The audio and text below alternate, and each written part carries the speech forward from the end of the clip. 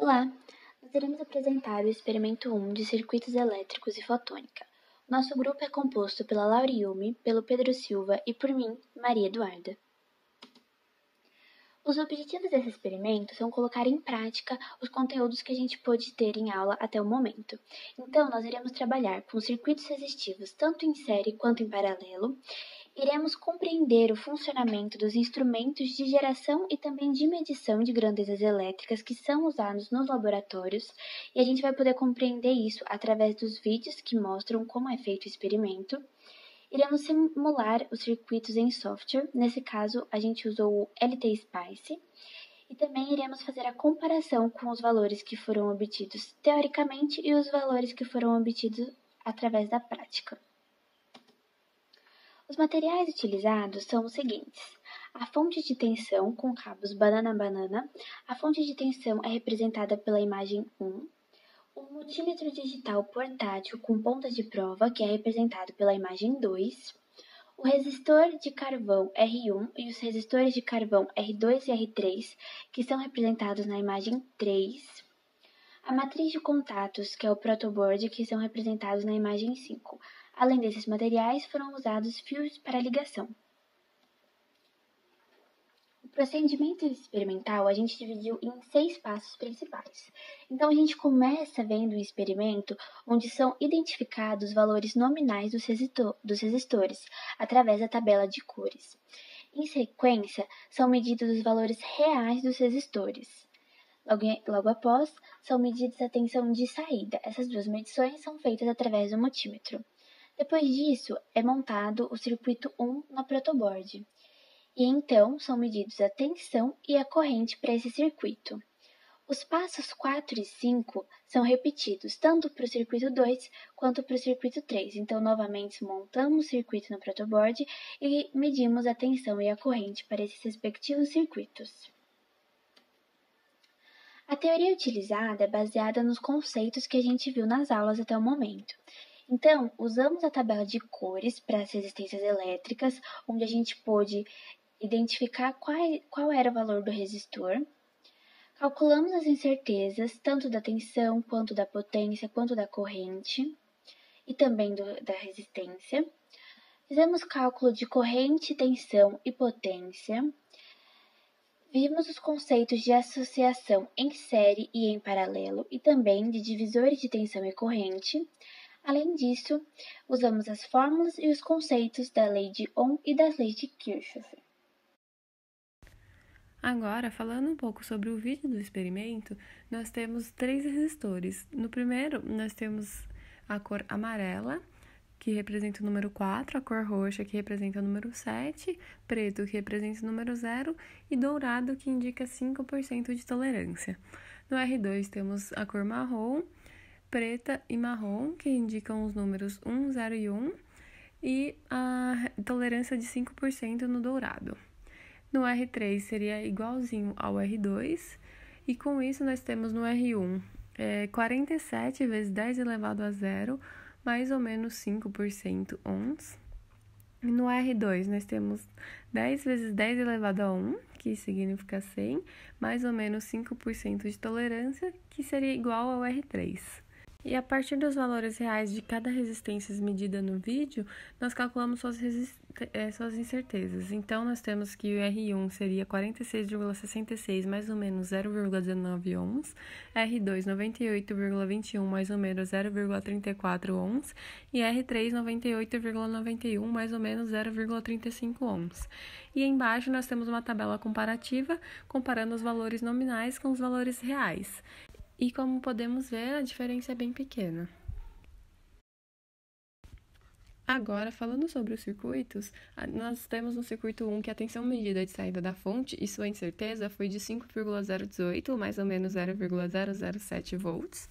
No voltímetro, nós temos que foi medido 3,304, mais ou menos 0,07 volts, sua incerteza.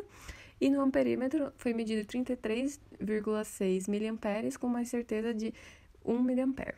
Aqui abaixo nós temos as medidas obtidas com a ferramenta LT-Spice, e que foram no V2 3,4 volts, no V1 5,018 volts e as correntes foram de 0,034 amperes. Agora, mais ao lado, nós temos as correntes e as voltagens calculadas, que seriam, respectivamente, de 0,034 amperes as correntes e 3,4 volts em V2. Agora, falando do circuito 2, nós temos que foi medido 2,470 volts, mais ou menos 0,006 de incerteza no voltímetro e 50,1 miliamperes, mais ou menos 1,2 miliamperes de incerteza no amperímetro. Aí um pouco mais abaixo nós temos aqui as medidas do LT Space desse circuito, onde V2 é de 2,57 volts, V1 seria 5,018 volts e a corrente em R3 seria de 0,026 amperes, em R2 de 0,026 amperes também, e em R1 a corrente seria igual em V1, que seria de 0,052 amperes. Agora aqui mais ao lado nós temos de novo os cálculos teóricos e nós temos que a corrente em R1 é de 51,54 miliamperes, a corrente em R2 seria de 25,77 miliamperes e a corrente em R3 também seria de 25,77 miliamperes. Agora as voltagens seriam em V1 5 volts e em V2 2,57 volts. Agora falando do circuito 3, nós temos que foi medido no voltímetro 1,18 volts e sua incerteza calculada foi de 0,006 volts. No amperímetro, nós temos que foi medido 37,2 miliamperes e sua incerteza calculada foi de 1 miliampere. Agora aqui também nós temos as medidas obtidas com a ferramenta do LT Spice, que foram de 1,2 volts no V2, 5,018 volts no V1, a corrente em R3 foi de 0,026 amperes, a corrente em R2 foi de 0,012 amperes, a corrente em R1 e em V1 foi de 0,038 amperes. Agora aqui nós temos ao lado também os cálculos teóricos, e no qual a corrente em R1 foi de 37,88 miliamperes, a corrente em R2 foi de 12,11 miliamperes e a corrente em R3 foi de 25,77 miliamperes. E aqui, por último, nós temos as voltagens, que foi de 5 volts em V1 e de 1,21 volts em V2. Para chegar no resultado obtido do experimento, primeiramente vou explicar um pouco as contas que fizemos. Então, primeiro, calculamos a resistência equivalente de cada circuito.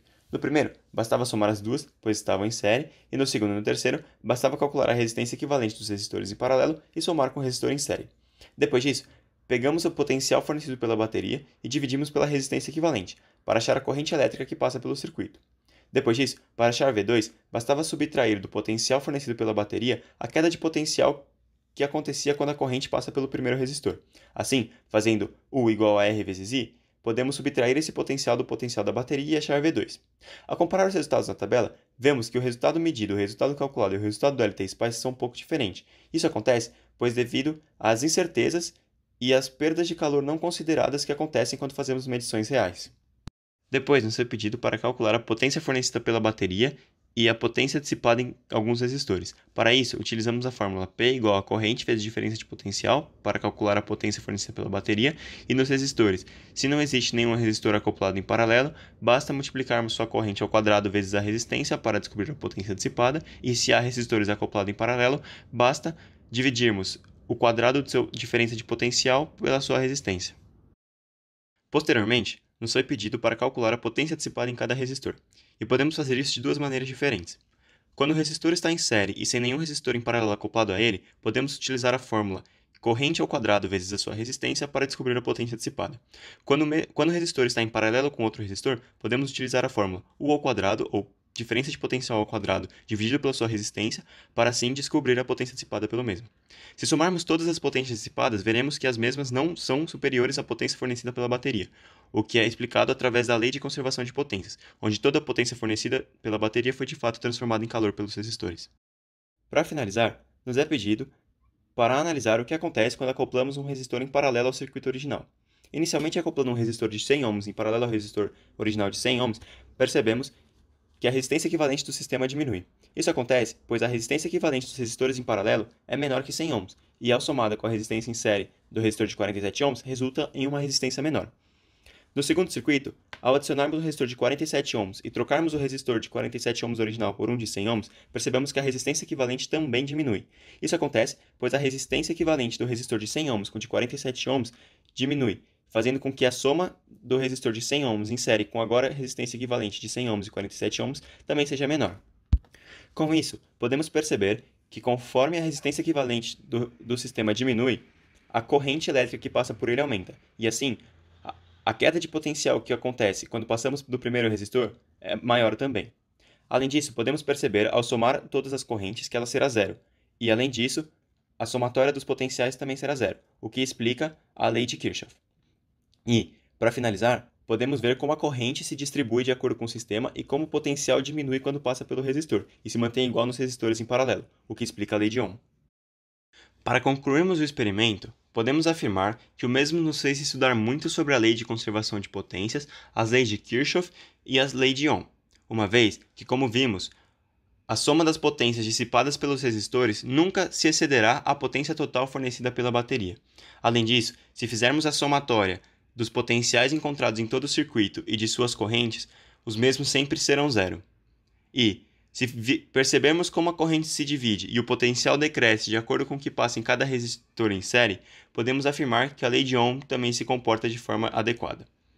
Por fim, podemos falar que aprendemos muito sobre os materiais utilizados nos experimentos de circuitos elétricos e vimos como a incerteza deve ser calculada para considerar o resultado final.